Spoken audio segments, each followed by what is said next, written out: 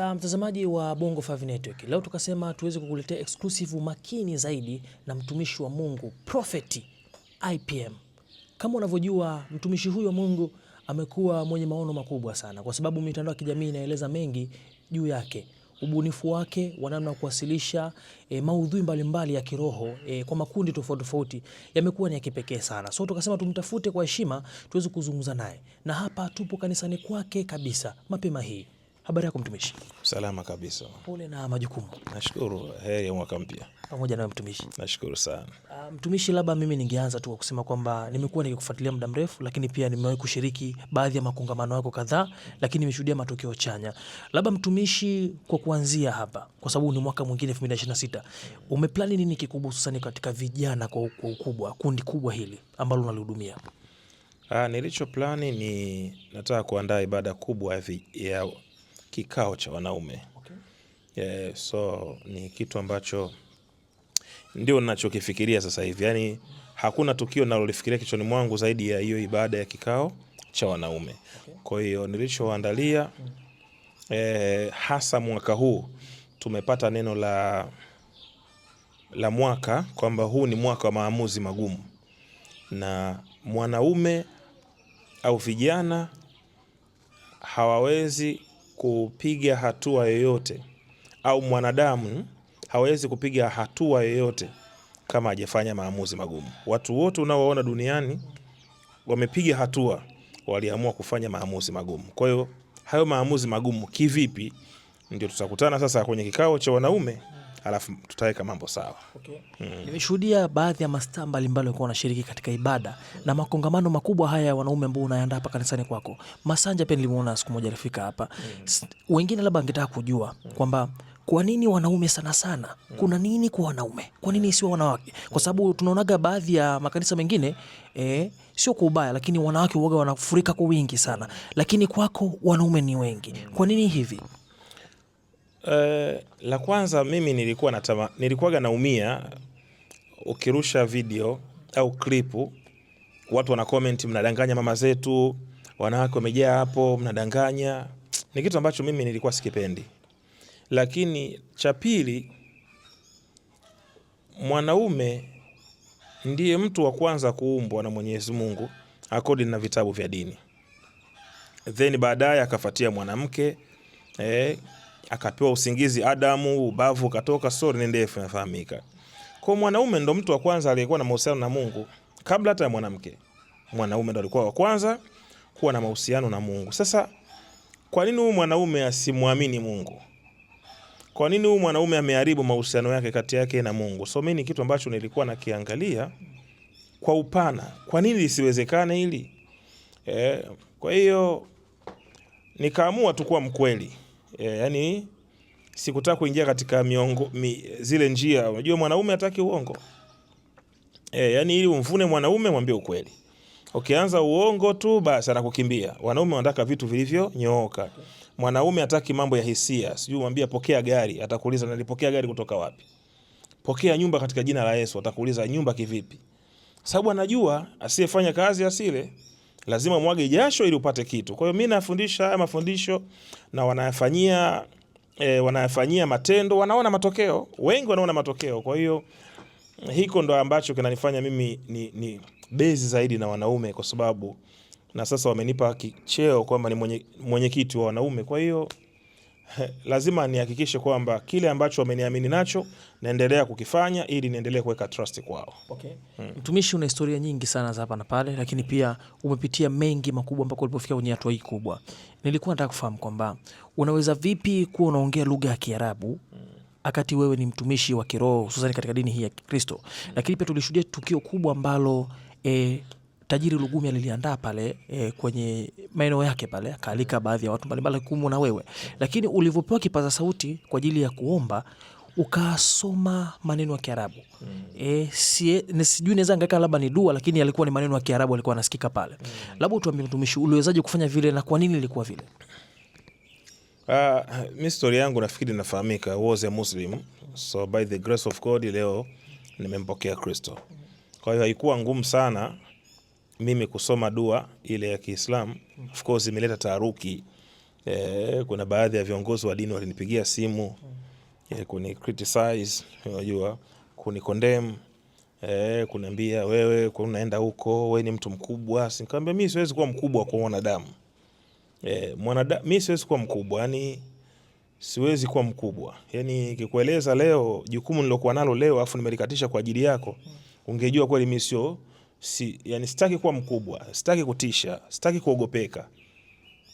Sitaki kubadilishwa na chochote, yani sitaki kubadilishwa kwa sababu ya gari, sitaki kubadilishwa kwa sababu ya nyumba, sitaki kubadilishwa kwa sababu ya dhahabu, sitaki kubadilishwa kwa sababu ya jina, sitaki kubadilishwa na chochote. Yani nataka IPM niwe hivi hivi siku zote, kwa sababu duniani tunapita. So Said Lugumi, he is my brother.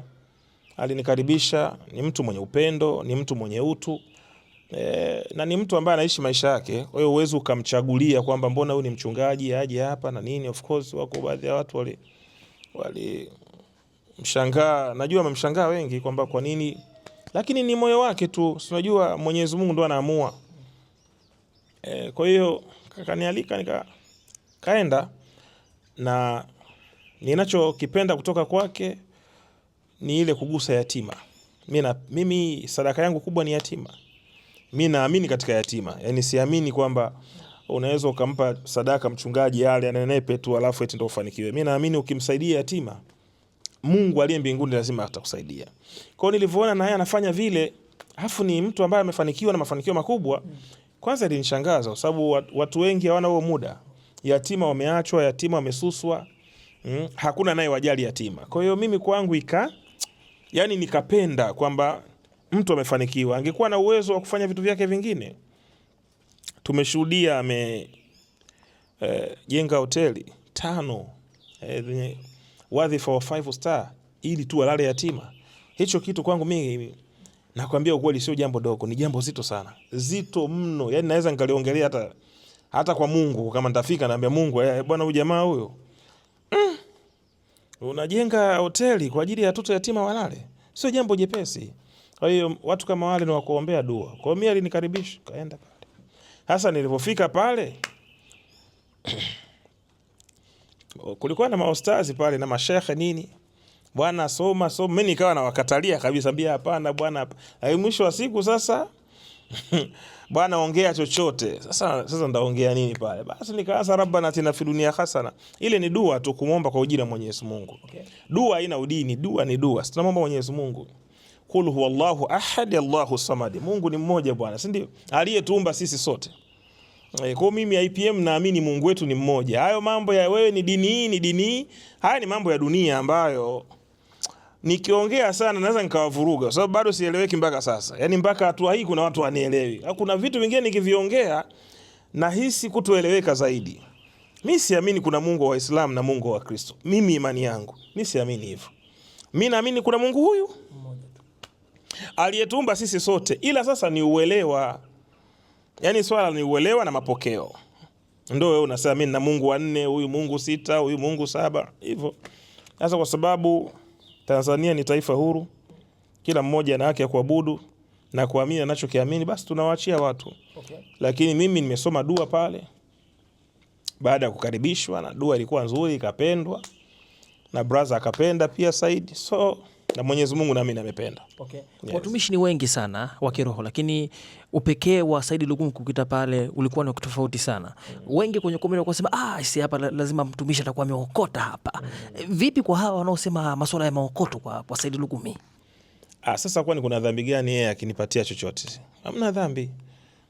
Akiniambia shika hii hapa nauli, shika ongezea mafuta. Mimi si ni kiongozi wa dini bwana. Sasa mbona wanatupa sadaka waumini wengine? Kwani Said Lugumi akinipa mimi sadaka kuna shida gani? Ni moja ya sadaka tu.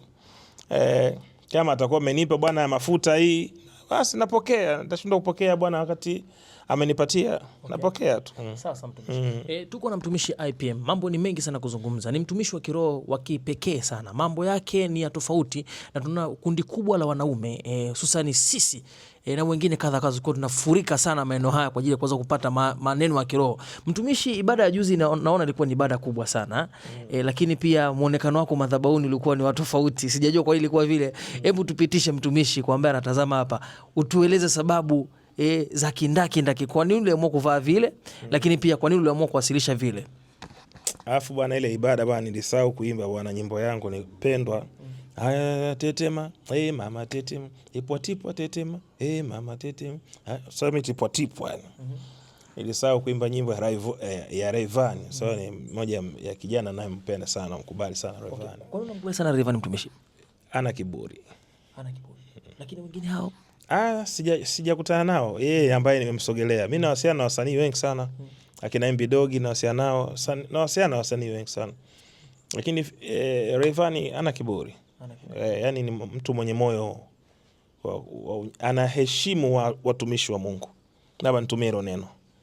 Yani hana kiburi, lakini anajua, yani yakifika mazingira ya kimungu anajua huyu ni mtu wa Mungu. Na anampa heshima yake kama mtu wa Mungu. Hasa hao wengine siwezi kuwahukumu kwa sababu sijakutana nao. Huwezi kumhukumu mtu ambaye hujui. Niliingia vile kwa sababu la kwanza, huu ni mwaka mpya 2026. Lakini kubwa zaidi ambalo linifanya nivae vile ilikuwa ni kutaka kufikisha ujumbe kwa dunia. Unajua gospel, injili iliyokuja huku upande wetu wa Afrika imekuja katika namna tofauti sana. Kuna mafundisho mengi sana potofu. Na kuna vitu vingi sana ambavyo sisi kwa akili zetu za kibinadamu tumeviingiza kwenye hiyo injili tunayoiita injili. Inapelekea kutenga watu, kubagua watu, kuwaona watu wanafaa, hawa hawafai. Mimi kaka naamini hakuna mtu wa shetani, imani yangu. Mimi naamini watu wote ni wa Mungu. Kukosea kwangu mimi msiniite mimi shetani, au kukosea kwako nisikuite wewe pepo. Lakini leo wako watu ambao ni kama vile wamepewa chance na Mungu ya kuhukumu watu, kuwaona watu hao wanafaa, watu hao hawafai. Ndo kwa mfano kama wasanii. IPM, katiba yetu ya Embassy of God for All Nation, inakubali na kuruhusu kwamba mziki ni kipawa kutoka kwa Mungu. Sisi hatuamini mziki ni ushetani. Sisi tunaamini mziki ni kipawa. Lakini huyo mwanamziki sasa ni jukumu lake kujua nini cha kufikisha kwa kile Mungu alichofanyaje, alichompatia kama kipawa. Sasa let's say Rayvanny anataka kuja kusali, au labda Alikiba anataka kuingia msikitini, au Diamond anataka kuingia msikitini, si ndio? Wewe ukaanza wewe ni kafiri, unavaa cheni, unaimba vitu na... Sasa mimi siamini kama kuna namna tunakuwa tuwahukumu namna hiyo moja kwa moja. Kuna namna ya kuongea nao lugha nzuri. Kila mwanadamu chini ya ardhi anahitaji faraja kutoka kwa Mungu. Na Mungu faraja yake anaipitisha kwa wanadamu. Kuna maneno ukiniambia mimi nafarijika, na kuna maneno mimi nikikwambia wewe unafarijika. Lakini kila siku kuwatupia mawe kama ni mashetani fulani, inakuwa hata wao hawafurahi. Wanatamani kusikia maneno ya hekima kutoka kwa vinywa vya viongozi wa dini, vya kuwasogeza karibu. Yesu Kristo alikaa na malaya. Yesu Kristo alikaa na waongo, alikaa na walevi. Maandiko yanasema walimkuta Yesu anakula na kunywa na wenye dhambi. Yani imeandika kabisa wenye dhambi, sio wanaotakiwa kufanya, wenye dhambi. Yesu anakaa nao. Sasa wewe kiongozi wa dini hutaki kuwatenga watu kama wanakunywa vitu vyao. Kaa nao, alafu waoneshe upendo. Wakaribishe msikitini, wakaribishe kanisani kwa lugha nzuri. Sio nyinyi finari jahannam khalidina fiha abada, mtachomwa moto. Wewe huwezi kujua mwisho wa mtu.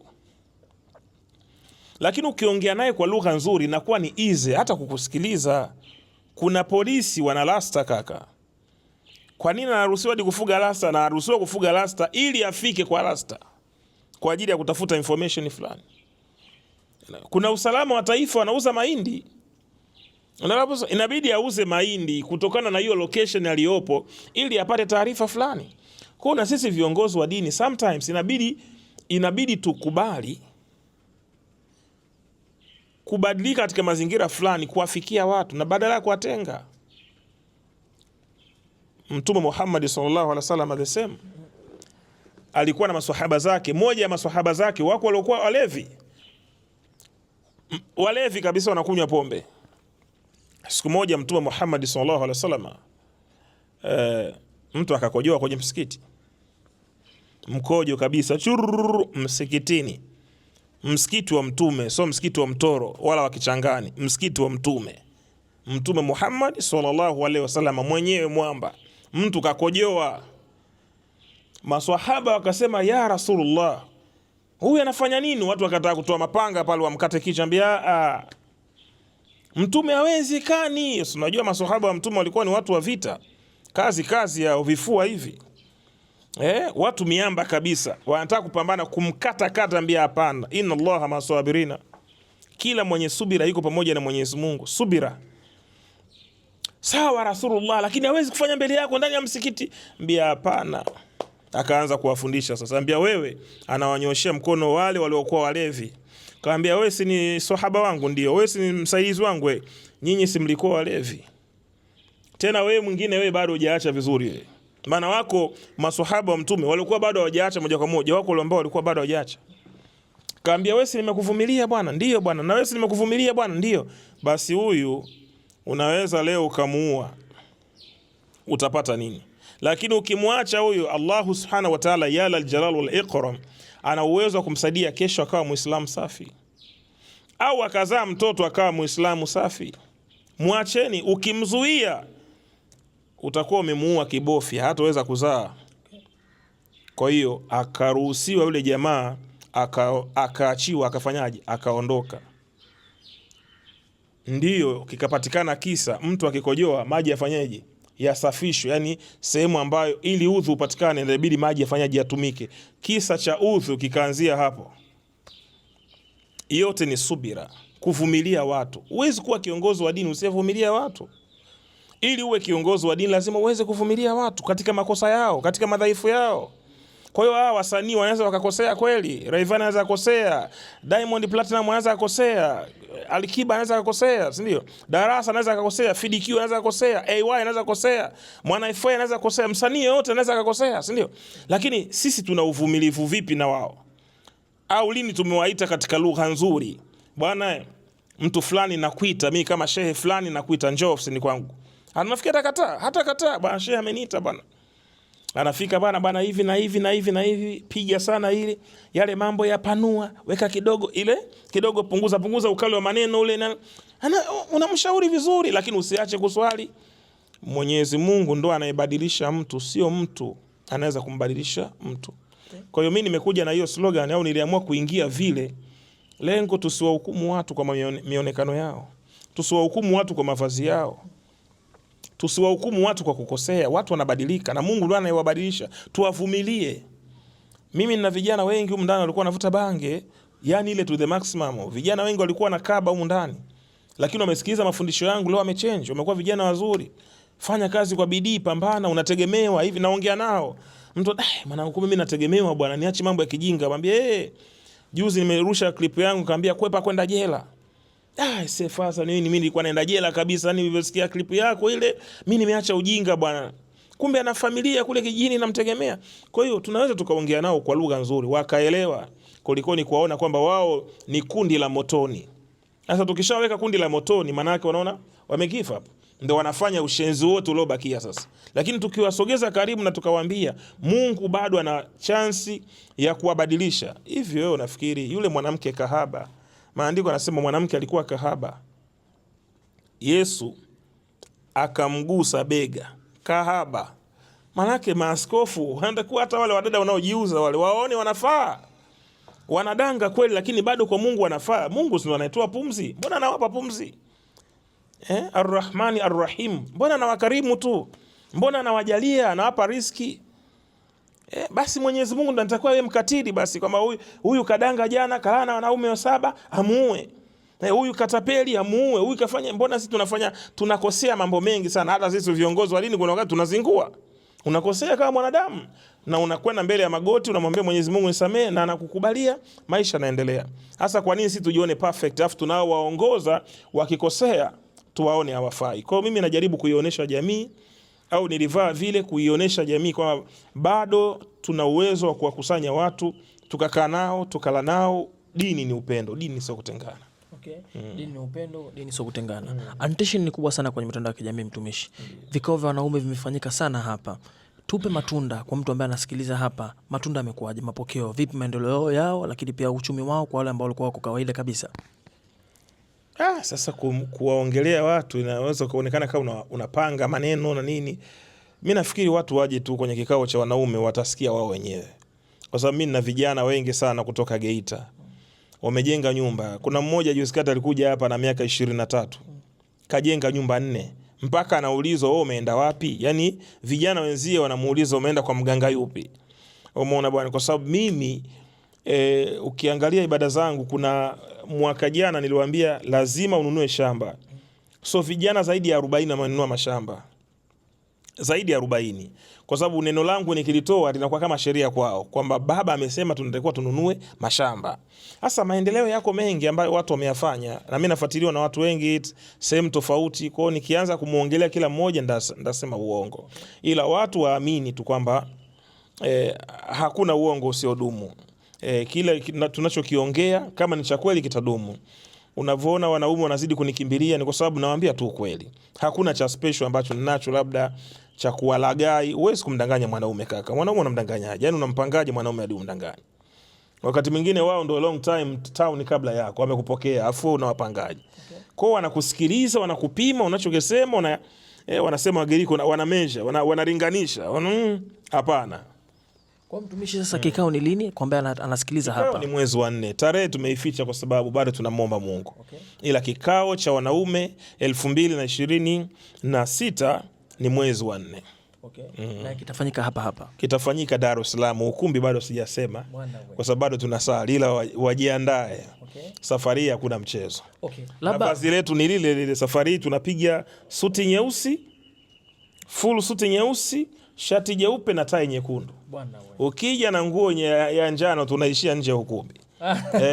Tunatakiwa tuwe uniform. Suti kuna makoti hadi 7,000 Ilala pale wanaambia suti una. Hiki ni kikao cha wanaume, ni kitu special. Lazima watu waje wafate miongozo tunayoitoa. Yes. Mtumishi, labda kwa kumalizia tu neno moja kwa vijana wote, makundi yote.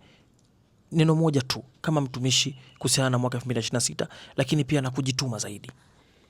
2026 kama kijana anaweza kumshauri, huu ni mwaka wa maamuzi magumu. Maamuzi magumu kwenye uchumi, maamuzi magumu kwako. Lazima ufanye maamuzi magumu. Hakuna aliyeletwa duniani kukubeba, hayupo. Wala hakuna aliyeletwa duniani kukutia moyo. Wala hakuna aliyeletwa duniani kukufanya wewe utimize maono ulionayo. Mungu hakumpa Nuhu wasaidizi wa kujenga safina. Nuhu alipewa maono na Mungu ajenge safina.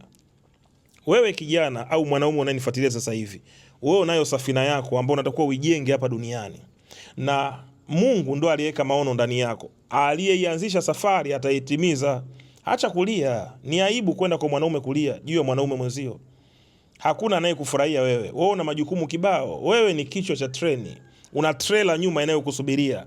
Uisukume. Wakina shangazi au namaanisha wakina bibi, mamdogo, wadogo zako, familia, ada, miradi mbalimbali nasubiri wewe utoe kodi ili iweze kuendeshwa. Wewe unategemewa na kila mtu, unategemewa na kila mtu duniani.